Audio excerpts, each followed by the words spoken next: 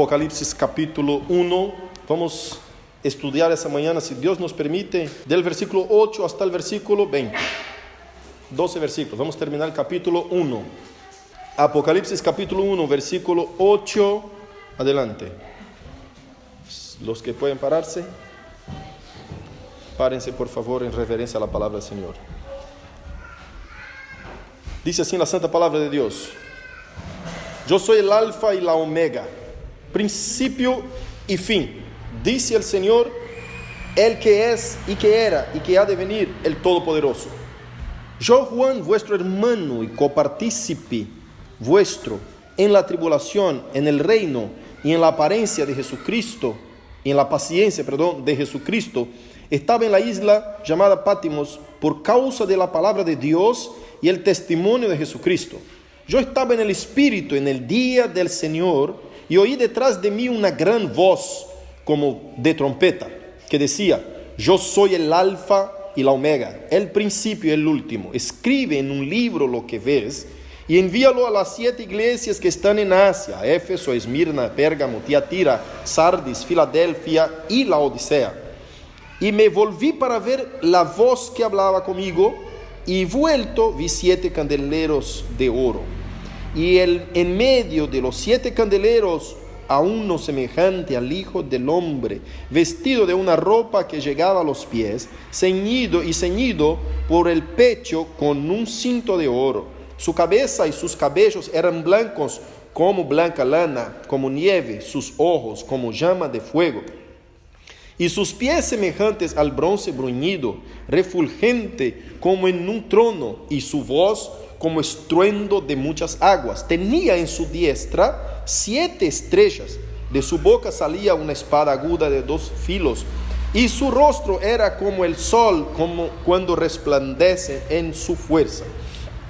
Cuando le vi, caí como muerto a sus pies, y él puso su diestra sobre mí, diciéndome: no temas, yo soy el primero y el último, y el que vivo. Y estuve muerto, mas aquí que vivo por los siglos de los siglos. Amén. Y tengo las llaves de la muerte y del Hades. Escribe las cosas que has visto, y las que son, y las que han de ser después de estas. El misterio de las 7 estrellas que has visto en mi diestra, y de los 7 candeleros de oro. Las 7 estrellas son los ángeles de las 7 iglesias, y los 7 candeleros que has visto son las 7 iglesias. Querido Espíritu Santo, a través de tu santa y poderosa palabra, ministra nuestro corazón. Yo quiero recibir tanto como la iglesia necesita de ti, de tu palabra. Habla a nosotros, Señor, que enséñanos a aplicar las verdades aprendidas en esta mañana en nuestro diario vivir, que sirva para nosotros así hoy como para siempre, en el nombre de Jesucristo, tu Hijo. Amén. Aleluya. Tomen sus asientos, por favor. Volvamos al versículo 8. Yo soy el alfa y la omega, principio y fin, dice el Señor, el que es, que era y que ha de venir, el Todopoderoso. Ese versículo 8 es un versículo muy fuerte. Acá está alguien diciendo que es el alfa y la omega. ¿Quién es ese alfa y omega? Vemos que en el inicio de los versículos primero, por ejemplo, cuando vemos que habla el saludo, que Juan trae el saludo de parte de Dios, dice de la parte de aquel que es, que era y que ha de venir, ¿no? O que está por venir. Pero acá esa palabra, ese hablar, no es del Padre, no es el Padre que está hablando. Acá está hablando Jesucristo, el Hijo. Él mismo está diciendo: yo soy el alfa y la omega. ¿Sabe qué es el alfa? Alfa es la primera letra del alfabeto griego, y la omega es la última letra, ¿no? Del alfabeto griego. Es como decir, lo que empieza y el que termina. Soy el primero y el último, el inicio y el fin de todo. Entonces acá está Jesucristo. ¿Por qué nos damos cuenta que es Jesucristo, pastor? ¿Qué está hablando acá? Si usted mira el versículo 17 y los que siguen, por ejemplo, incluso el versículo 7, ¿no? que viene, dice: que viene con las nubes, todo ojo lo verá. está hablando de Cristo ya. Y cuando vemos los versículos siguientes describiendo a aquel que le hablaba, está describiendo al Señor Jesucristo. Mira el versículo 17. Versículo 17, confirmando que el versículo 8 está hablando de Jesucristo. Cuando le vi, caí como muerto a sus pies. Y él puso, acá está hablando de quién? Jesucristo.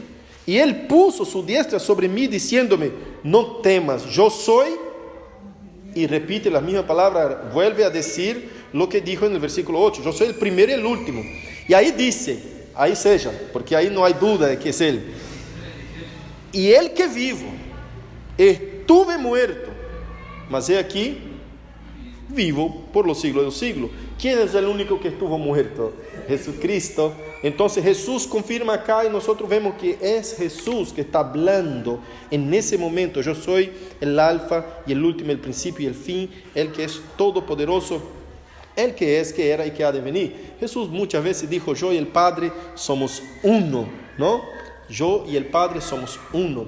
Y Él está poniéndose, ahora está hablando que Él es el mismo yo soy. Jesús dijo a los fariseos: yo soy. Mientras ustedes no crean que yo soy, morirán en sus pecados. ¿Se recuerdan de eso? En el libro de Mateo, Jesús habla que Él es el yo soy, ¿no? Antes que Abraham hubiera, yo soy. Es lo mismo que Dios Padre dijo a Moisés: yo soy. Entonces es una Trinidad perfecta, plena, no hay una separación. Acá en Apocalipsis está una revelación de Cristo en su gloria, en su plenitud. No es el Cristo hombre sufriendo ahí, está viendo un ser todopoderoso, que es el mismo Hijo de Dios, el cual está conformado en el ser Dios en su plenitud, como el Padre, Hijo y el Espíritu Santo a la vez. Entonces Cristo se presenta ahora como el Todopoderoso, no más como el Hijo de Dios, como hombre acá en la tierra, sino que como Él, yo soy, el gran yo soy. Ahí está Jesucristo mismo, glorificado, entronizado. Y lo hermoso que el versículo 9, Juan vuelve a tomar la palabra, porque acá está hablando Jesús, pero vuelve a tomar la palabra y dice: yo, Juan, vuestro hermano y copartícipe vuestro en la tribulación. La tribulación. Esa palabra está hablando en el reino y en la paciencia de Jesucristo. Está hablando de la humanidad en Juan. Juan está poniéndose a nuestro nivel. Está diciendo: hermanos, no es alguien muy especial que está acá viendo todas esas cosas. Soy un compañero de ustedes en la tribulación, ¿no? Esa palabra griega es klipsis, que la tribulación, en la tribulación y en el reino. ¿Qué significa eso, pastor? Significa que el reino no excluye la tribulación.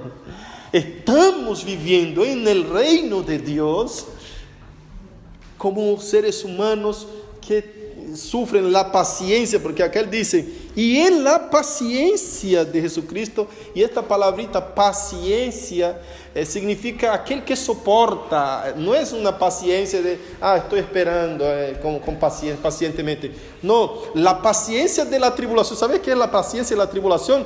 Es aguantar el sufrimiento de la tribulación en Jesucristo. Es aquel que sufre todo lo que sería los azotes, las presiones del mundo. Esa paciencia que nosotros debemos tener, esa paciencia que tenemos nosotros, es lo que está trayendo Juan nosotros a su nivel, diciendo: yo soy así como ustedes, en el sufrimiento, en la tribulación, en la paciencia, en el reino de Dios. Cuando él dice en la tribulación y en el reino y en la paciencia, acá hay mucho que se comprenda, que se puede comprender de esas explicaciones de Juan, en esa simple forma de hablar con sus hermanos, ¿no? Juan siempre dijo, acá Juan está avanzado de días, ya está mayor, y como cuando escribió primera, segunda y tercera de Juan, dice hijitos, él llama a los hermanos ya como si fueran un anciano muy mayor que ellos, ¿no? Les llama hijitos, hijos míos, Y acá está diciendo, hermanito, soy como ustedes, estoy padeciendo las tribulaciones. Y dice más, ¿no? Y estaba en la isla llamada Patmos por causa de la palabra de Dios y del testimonio de Jesucristo. Y ahí explica, bueno, yo estoy acá no es porque por gana mía, no, estoy padeciendo aún en tribulación a causa de la palabra de Jesucristo, del Logos de Jesucristo. Estoy a causa del testimonio de Jesucristo, porque no negué al testimonio, no negué a la palabra, en defensa de la palabra, la verdad del Evangelio, que me encuentro acá en la isla de Patmos, yo compañero en las tribulaciones. Ahora, respecto a tribulación y reino, es muy importante comprender que la tribulación, el reino no quita tribulación. Llegué al reino de Dios, estoy viviendo el reino de Dios y no tengo más tribulaciones. No. Eso se llama glorificación. Reino implica tribulación. Es decir, para que usted viva el reino de Dios, tiene que pasar por las tribulaciones. Son inseparables. Siempre va a haber tribulación a aquel que vive en el reino de Dios. Entonces, no te desespera. Juan está poniéndose al nivel nuestro, diciendo, hermanos, somos iguales y estoy padeciendo la tribulación acá en la isla de Patmos, y Dios quiso revelarme esas cosas a través de su ángel que está acompañándome en ese sentido de los versículos primeros del capítulo 1, ¿no? Cuando él dice que está por intermedio de su ángel llevándole a conocer todas esas cosas que Cristo mismo está revelando a la iglesia y a las iglesias, digamos, a las iglesias que acá nombra 7, pero a la iglesia que es una completitud, un símbolo de la totalidad, de la completitud, la plenitud de la iglesia, ¿no? Entonces Juan acá se expresa de forma preciosa, explicando que el reino sigue con tribulación, y es como Jesús ha inaugurado el reino. ¿Qué es el reino de Dios acá en ese sentido? Jesús ha inaugurado el reino, pero no ha consumado el reino. El reino va a ser consumado en su segunda venida. Eso es algo que los hebreos no sabían, no contaban con una segunda venida de Cristo. En el Antiguo Testamento no hay para los judíos una segunda venida de Cristo. Para ellos siempre miran la primera venida de Cristo. Todas esas interpretaciones de Daniel, pastor, y de Antiguo Testamento, ¿cómo ellos pueden mirar esa segunda venida, esa venida poderosa, ¿no? Para nosotros es segunda, pero para ellos es como si fuera la primera. Es porque ellos la ven como una primera venida del Mesías. El Mesías viene con ese poder, con esa autoridad. Por eso cuando vino Jesús, ellos rechazaron al Mesías, porque ellos esperan a Cristo con esa autoridad, con ese poder que dicen los profetas Isaías, Jeremías y Daniel, ¿no? Refletiendo un hombre todopoderoso que viene para guerrear y tomar el trono. Pero nosotros sabemos que esa es la segunda venida de Cristo. Por eso el reino de Dios no es tomado por violencia ni por fuerza. El reino de Dios está entre nosotros, dijo Jesús a sus discípulos. Ya está entre vosotros. Es alegría y paz en el Espíritu. Entonces el reino de Dios ya está entre nosotros. ¿Qué es el reino de Dios entre nosotros? Usted vive en el reino de Dios, disfruta la vida eterna en Cristo Jesús, disfruta la comunión de los santos, usted disfruta de la perseverancia de los santos, de la protección divina de Dios, para guardarte hasta el día de la segunda venida del Señor. Cada uno de nosotros disfrutamos eso, ya estamos viviendo en el reino de Dios.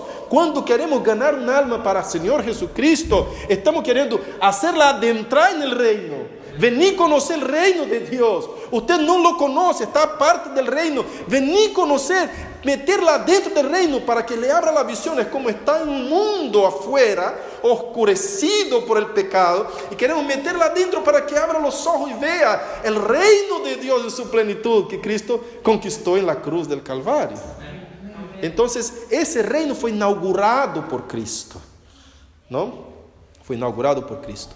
Y va a ser consumado por Cristo, con poder y gran gloria, en aquel día que todo ojo lo verá.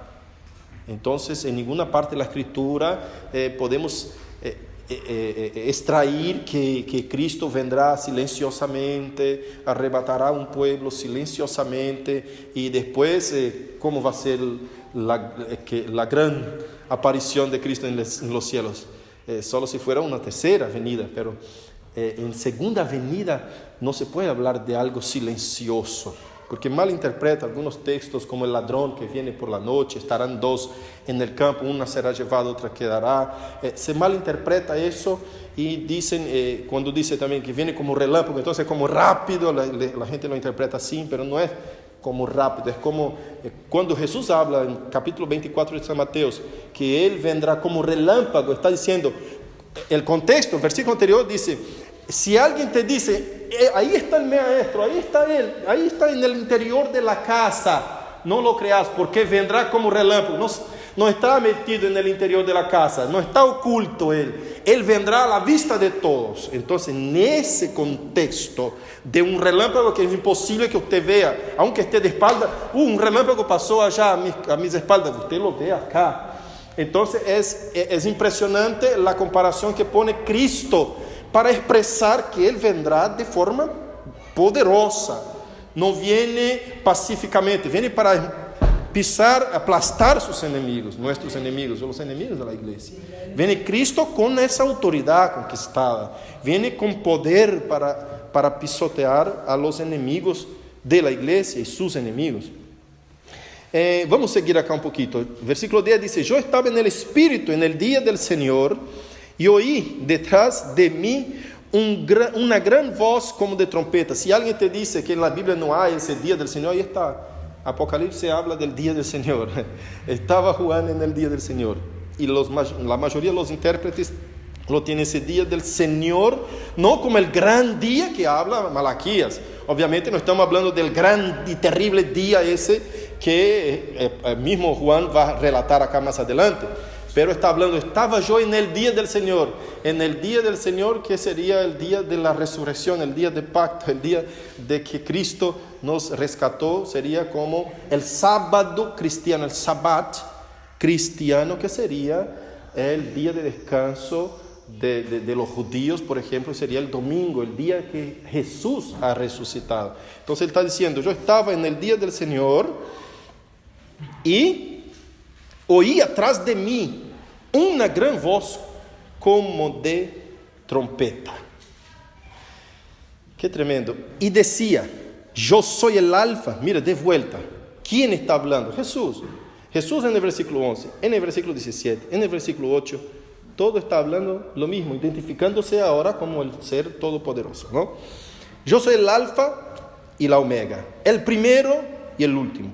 Escribe en un libro lo que ves y envíalo a las 7 iglesias que están en Asia, a Éfeso, Esmirna, Pérgamo, Tiatira, Sardis, Filadelfia y Laodicea. Obviamente esa carta, ¿no?, que Dios le manda escribir, ya expliqué en otros momentos, otras prédicas, que esas 7 iglesias no tiene un significado muy específico en los siglos, en los tiempos, como algunos la interpretan, poniendo esa es la iglesia del siglo I, esa es del siglo II, siglo III, y ahora estamos en la iglesia, en la Odisea, por ejemplo, la 7ª y última iglesia, el tiempo ese que va a pasar en toda esa profecía. A la Odisea les va a pasar nosotros, nos va a pasar nosotros en ese tiempo. No es nada de eso, es una interpretación muy lejana de ser una interpretación fiel a la Escritura. Cuando dice 7 a las 7 iglesias, está simbolizando toda la completitud de la iglesia desde la primera venida de Jesús hasta su segunda venida. Entonces comprende la iglesia en toda la dispensación y las profecías que son específicas a cada iglesia, cada tiempo y cada iglesia. En cada profecía de esas 7 iglesias hay identificaciones, identidades con nosotros que vivimos en la iglesia hoy actualmente. Después que vamos a estudiar desde los capítulos 2 y 3 que hablan de las 7 iglesias, vamos a estar hablando un poco de eso. Pero acá esas 7 iglesias como yo dije la vuelta pasada, hace como más o menos un círculo imperfecto, ¿no? Es como, por eso se decía que las cartas de Pablo eran cartas circulares, que iba a una iglesia, pasaba para la otra y la encaminaba para la otra, hasta que volvía a la primera iglesia. Usted ve en el mapa más o menos, va a ser más o menos así como un círculo a esas 7 iglesias circulando. Entonces todo el libro, cuando dice escribe a las 7 iglesias, está diciendo que todo el libro de Apocalipsis, no solo el capítulo 1, 2 y 3, que es para esas iglesias, no solo el capítulo 2 y 3, las revelaciones, las amonestaciones, las exhortaciones a esas iglesias, no, todo el libro de Apocalipsis, el Señor está mandando escribir a las 7 iglesias. ¿Qué significa, pastor? Que todo el libro de Apocalipsis es para esta iglesia. Todo el libro de Apocalipsis es para la iglesia del primer siglo. Todo el libro de Apocalipsis es para la iglesia del día de mañana. Todo el libro de Apocalipsis es para todos los tiempos. Porque si tú miras el versículo 19, que vamos aún a estudiarlo ahora, más adelante un poquito. Escribe las cosas que has visto y las que son y las que han de ser después de estas. Entonces no es para una iglesia allá en esa época. Y tampoco está diciendo que esas cosas todas ya sucedieron, como quieren hacer creer los preteristas. ¿Qué es preterismo, pastor? Es los que interpretan Apocalipsis y las profecías de Daniel y otras profecías bíblicas como pasado, como que ya acontecieron, como que ya pasaron. No hay más nada para cumplir. La segunda venida de Cristo ya aconteció. Entonces, para ellos, todo ya es pasado. Eso es preterismo. ¿Está bien? Ese preterismo total, que Jesús ya vino en su segunda venida. No hay más segunda venida de Cristo. Ahora hay preterismo parcial, que hay algunas cosas que ya se cumplieron y otras están por cumplirse. Y es obvio, porque Apocalipsis, el mismo Cristo está hablando a Juan, las que son. Está diciendo, las que son están en el presente. Las que han de ser después de esta. Las que has visto, pasada. Las que son y las que han de ser después de esta.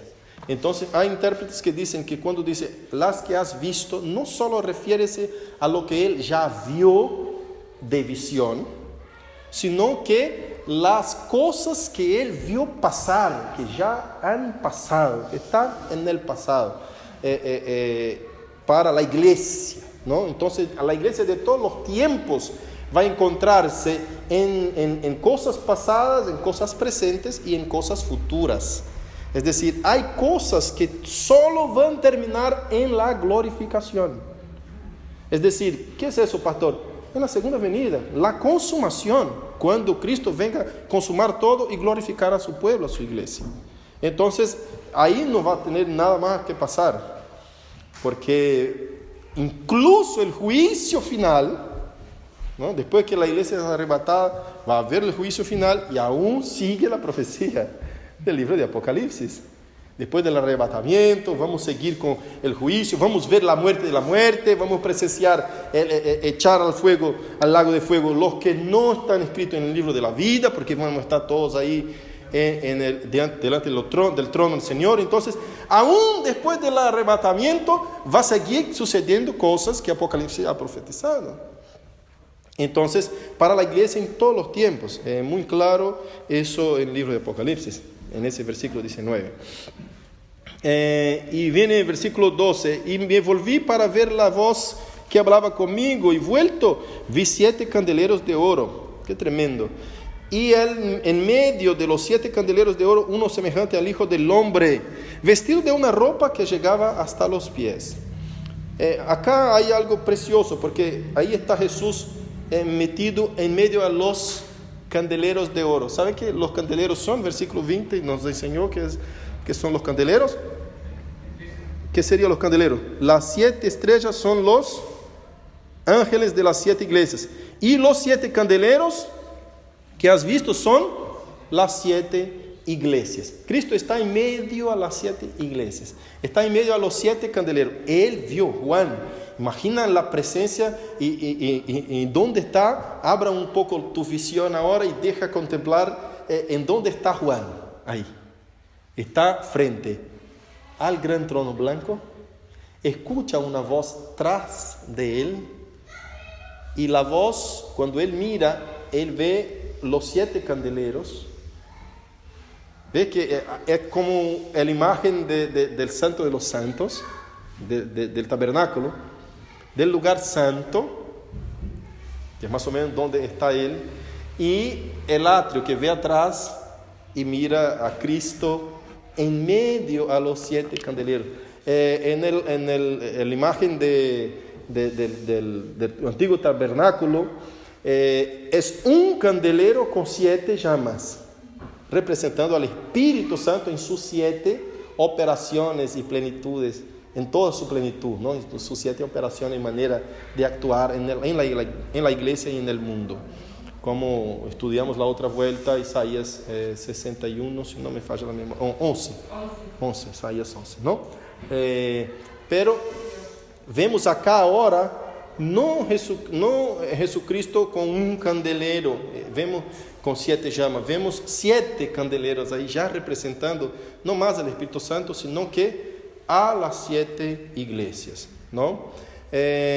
Lo que nosotros podemos ver es que Cristo, hay muchas formas de comprender qué estaba haciendo Cristo en medio de estos candeleros, ¿no? Y hay los teólogos que van más profundamente ahí a la fidelidad del texto bíblico.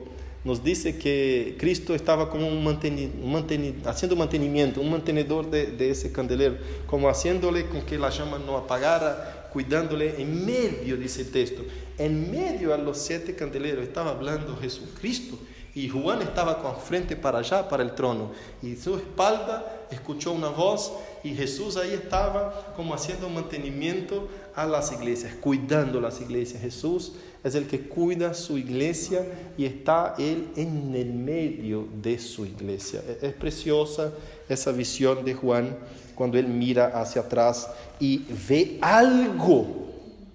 Este alguien que es Jesús, que él está viendo, tiene una apariencia asombrosa, y él pierde las fuerzas de la pierna y cae en el piso como muerto. La visión, la descripción de Cristo acá, que vamos a leer ahora, es más que claro, que no se puede interpretar literalmente, porque no sería una persona muy agradable esa imagen de Jesucristo, nosotros viendo a alguien con tal semejanza, ¿no? Con semejanza esa de figuras tan asombrosas, ojos de fuego, pies de bronce bruñido. Vamos a leer. Y en medio de los 7 candeleros, a uno semejante al Hijo del Hombre, vestido de una ropa que llegaba a los pies y ceñido por el pecho. Esa ropa es una ropa talar, que sería la ropa del sacerdote. Cristo acá tiene la figura del sacerdote manteniendo el candelero ahí, los candeleros, el candelero de oro, ¿no? Que sería en medio al lugar santo. Vestido de una ropa que llegaba a los pies y ceñido por el pecho con un cinto de oro. Su cabeza y sus cabellos eran blancos como blanca lana, como nieve. Se recuerda que leímos más temprano el libro de Daniel, que hablaba de la semejanza del cabello como blanco como la nieve. Sus ojos como llama de fuego, y sus pies semejante al bronce bruñido, refulgente como en un horno, y su voz como estruendo de muchas aguas. Tenía en su diestra 7 estrellas, de su boca salía una espada aguda de 2 filos, y su rostro era como el sol cuando resplandece en su fuerza. Cuando le vi, caí como muerto. Es decir, es una figura muy asombrosa, muy asustadora, no es nada amigable esa visión, como se describe. Entonces, no es Juan no vio algo de esa forma. La forma como él representa, como él expresa, sería la manera figurada de expresar, por ejemplo, una espada aguda que salía de su boca. ¿Qué es la espada que sale de la boca? La palabra. Y la palabra de Dios dice otro texto de la Escritura que es una palabra con dos filos, ¿no? Que penetra hasta la división del alma y del espíritu. Entonces, una espada aguda que sale de su boca. A veces vemos algunas películas que tienen hombres, seres poderosos y sale una espada de su boca, como figurando esa imagen de Cristo. Pero esa espada es la palabra. Dice también otro texto en Apocalipsis, si no me falla la memoria, 22, que dice que Él destruirá a los enemigos del Señor con la espada de su boca. Es como decir, con su palabra. Dios habla. Entonces la espada representando acá la palabra de Dios, la palabra viva. Y aquí Cristo aparece así como un sacerdote, ¿no? Como un sacerdote. Y ahí tiene los tres oficios de Cristo, ¿no? Como rey, como sacerdote, ¿no? Y como profeta. Pero acá vemos una imagen más de sacerdote, cuidando la iglesia, ¿no?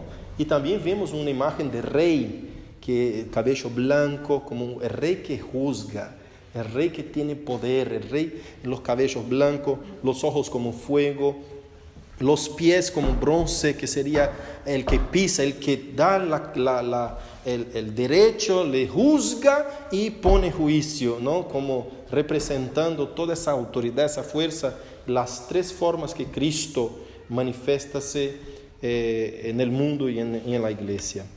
Y acá dice, el rostro que resplandece en su fuerza, trae también la incapacidad del ser humano mirar al rostro de Cristo, mirar al rostro de Dios, porque acá Él se presenta como el Todopoderoso.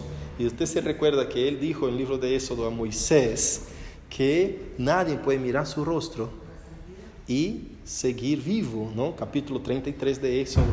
El Padre, el Dios Todopoderoso, le dice a Moisés que Moisés quiere ver a Dios. Señor, muéstrame tu gloria. Capítulo 33 del libro de Éxodo.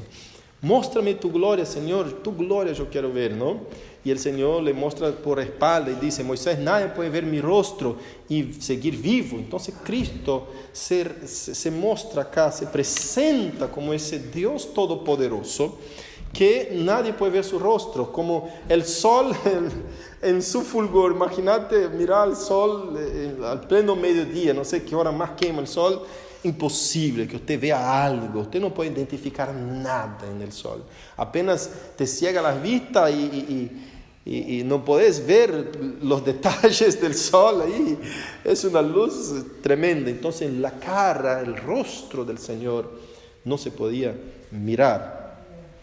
Y cuando le vi, caí como muerto a sus pies, y Él puso su diestra sobre mí, diciéndome, acá usted ve en Daniel, que leímos también, Daniel capítulo 7, versículo, si no me falla la memoria, 18, que dice que Él cayó a los pies, dobló sus rodillas, cayó con el rostro en el piso, que le se fue las fuerzas, vino este anciano y puso la mano sobre él y le dijo que levantara, ¿no? Ten buen ánimo. Acá vemos la misma imagen, ¿no? La misma presencia, el mismo poder, la misma autoridad, la misma fuerza de quitarle las fuerzas del ser humano cuando apenas llega con su presencia. Cristo acá dice, pone su mano como confortándole, como dijo a Daniel, no temas, Daniel, hombre muy amado, ¿no? Entonces acá dice, no temas, yo soy el primero y el último. Es como una paradoja. ¿Por qué no temer? Semejante visión es muy difícil no temer, ¿no? Es asombroso, es temeroso, ¿no? Y el Señor le fortalece y le da las palabras preciosas que lo identifica como el Señor Jesucristo. Y dice, y Él, no temas, yo soy el primero y el último, y el que vivo. Entonces ignora ahí el versículo 18 como un corte, no es un corte, es que sigue sigue el contexto y dice, yo soy el primero y el último, y el que vive, es como diciendo, yo soy, ¿no? Yo soy el que soy, yo soy recordando aquel que es, ¿no? Y estuve muerto, mas he aquí que vivo por los siglos de los siglos. Amén. Y tengo las llaves de la muerte y del Hades. Tener las llaves de la muerte y del Hades. Acá la muerte figura como un regocijo, como una victoria de Cristo, ¿no?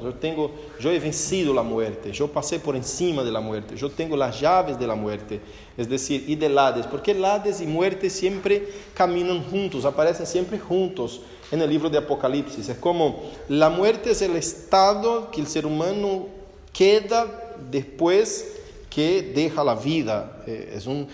El ser humano sigue viviendo en un estado de muerte, y la muerte lleva al Hades, es decir, es como, y hay algunas otras interpretaciones de poner Hades como un único lugar para todos los seres humanos después de la muerte, ¿no? Que la muerte acompaña al Hades y el Hades acompaña la muerte, es decir, la muerte ceifa la vida, ceifa, ¿se comprende?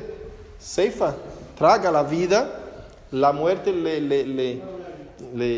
¿cómo? Toman la vida y le echa al Hades, ¿no? Entonces Cristo está diciendo, yo tengo la llave de la muerte y del Hades. Ahora, el Hades acá podría ser, pastor, un lugar donde van todas las personas y tiene compartimentos. Hay muchos estudiosos que dicen un montón de cosas, que el Hades es el lugar para donde va una persona después que muere. Todas las personas después que mueren van al Hades, y de ahí el Señor la quita o la deja, ¿no? Pero el texto de Lucas 24 nos dice que hay dos lugares distintos. El impío va para el Hades y el que sirve a Dios va para el seno de Abraham, ¿no? Entonces, cuando Cristo está diciendo que en Hechos también Jesús hace una separación, dice, no dejarás con que tu santo vea la corrupción, ni su cuerpo queda en el Hades.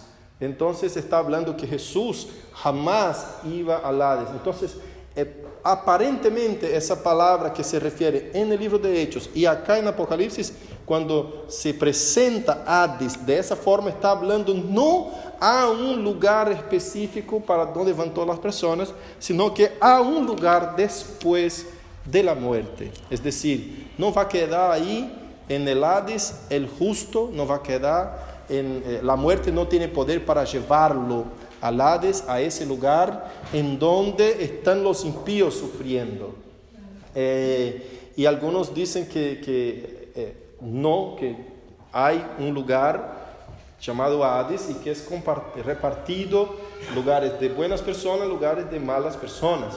Obviamente que la teología reformada no está de acuerdo con esa visión, sino que hay lugares separados, y el Hades es el lugar para donde va el impío. ¿Qué sería ese lugar? Es un lugar intermediario. Después que una persona muere, el impío muere, ella va para el Hades esperar. ¿Por qué? ¿Qué es un lugar intermediario, pastor? Es el lugar en donde está el muerto entre su muerte y la resurrección. Dice la palabra de Dios que todos serán resucitados y se presentarán ante el gran trono blanco. Apocalipsis capítulo 20, versículo 11 al 15. Dice que llamará el Señor, pedirá a los muertos que están en la muerte, en el infierno y en el mar. Y ellos darán los muertos, y el mar dio los muertos que en él había, y la muerte dio los muertos que en él había, y el Hades dio los muertos que en él había.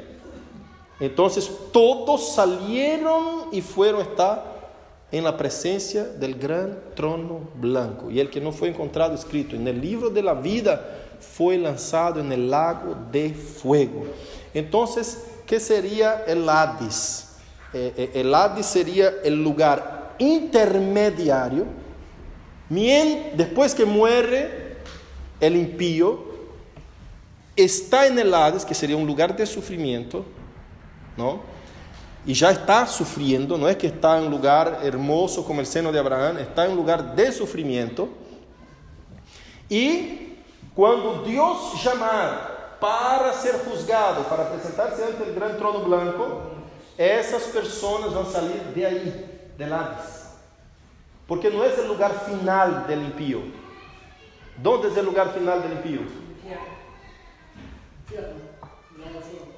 El lago de fuego, porque Hades es infierno. La palabra griega Hades significa infierno, que es la misma palabra Seol del Antiguo Testamento. El Seol era un lugar en donde se echaban las cosas inmundas y los sacrificios, los niños sacrificados por los egipcios, por la gente que no servía a Dios. Entonces se echaba en el Seol y por los griegos. Y entonces, ¿qué hacían?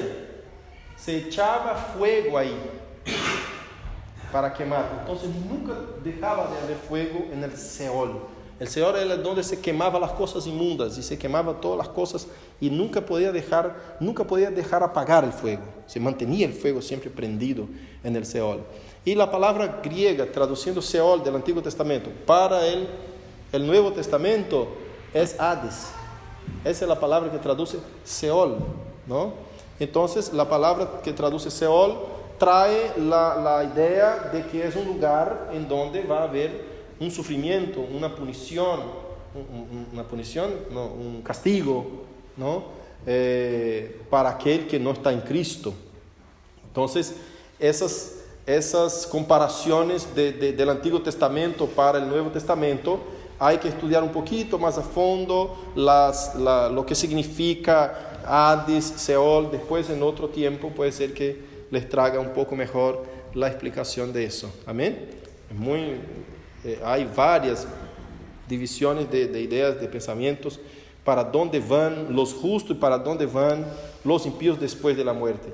Obviamente que los justos no van a estar junto con los impíos después de su muerte, pero ese lugar no es el lugar definitivo tampoco, porque van a ser resucitados. Por eso dice la palabra bienaventurado que hace parte de la primera resurrección. Entonces vamos a ser todos resucitados. Los muertos van a un lugar. Y cuando Cristo dice, tengo las llaves de la muerte y del infierno, es que quiere decir, la muerte cuando reina sobre uno, lo lleva al Hades. Las llaves de la muerte y del Hades, que es las llaves de la muerte y del infierno, es lo mismo. Pero Cristo dice, yo gobierno lo que la muerte hace. Yo salí de allá y tengo la llave para sacarte de cualquier lugar que la muerte te puede querer llevar. Entonces acá está la autoridad de Cristo conquistada sobre la muerte y sobre el Hades, ¿no? Hay otros que dicen que el Hades no es un lugar, sino que es un estado también que siempre acompaña la muerte, un estado de la vida después de su plenitud, es decir, un estado sombrío de sufrimiento, de dolor, en donde la vida se terminó, ¿no? Es un poco complejo. Después eso les puedo dar con más tranquilidad la enseñanza. Lo que tenemos que entender es que esos lugares, sean estados, no tienen fuerza ni dominio más sobre los creyentes, no tiene fuerza más sobre los que están en Cristo, porque Él dice, yo vencí la muerte, tengo la llave de la muerte y del Hades. Y la muerte acá es como algo que Cristo venció, algo que Cristo prosperó sobre ella, ¿no? Es el triunfo de Cristo. Escribe las cosas que has visto y las que son y las que han de ser después de estas. Eso ya expliqué. Y el misterio de las 7 estrellas que has visto en mi diestra y de los 7 candeleros de oro. Las 7 estrellas son los ángeles de las 7 iglesias. Y los 7 candeleros que has visto son las 7 iglesias. Acá está fácil, ¿no? Porque si todo el Apocalipsis viniera con esa explicación, diciéndonos qué era lo que significaba cada cosa, estaría muy fácil de comprender. Acá ya está explícito, explicado, que las 7 iglesias serían los 7 candeleros y las 7 estrellas que estaban en la mano de Cristo, en su mano derecha, son los 7 pastores, los 7 ángeles, que serían los 7 pastores de sus iglesias. Si usted ve capítulo 2, el inicio dice: escribe al ángel de la iglesia en Éfeso, el que tiene las 7 estrellas en su diestra, aquel que tiene los 7 pastores en sus manos. Escribe a ese ángel, a ese pastor que está ahí, y dícele: yo conozco tus obras, ¿no? Jesús acá está mandando escribir al pastor de la iglesia, como el pastor es el que está responsable por responder a Cristo acerca de la iglesia. Cristo va a amonestar y llamar la atención y corregir y castigar al pastor, y haciéndolo eso lo hace a toda la iglesia, ¿no? En ese sentido de representatividad, de representación, es el mismo sentido que la carta entregada al ángel de la iglesia. Amén. Entonces, todas las veces que habla de estrella acá en Apocalipsis y habla de candelero, ya sabemos que está hablando de la iglesia y de los pastores, sus ángeles, ¿no? Hay quien interprete ángeles acá como seres espirituales que están cuidando la iglesia, no pastores, sino que seres espirituales. Pero es una interpretación que sale un poco, forza un poco, porque cuando la Biblia trae ángel acá, ella presenta como pastores, en ese sentido de las cartas de Apocalipsis. Eso es la mayoría esmagadora de las interpretaciones de reformados que llevan bastante en serio la interpretación bíblica. Bueno, cerramos por acá comprendiendo que Dios cuida de su iglesia.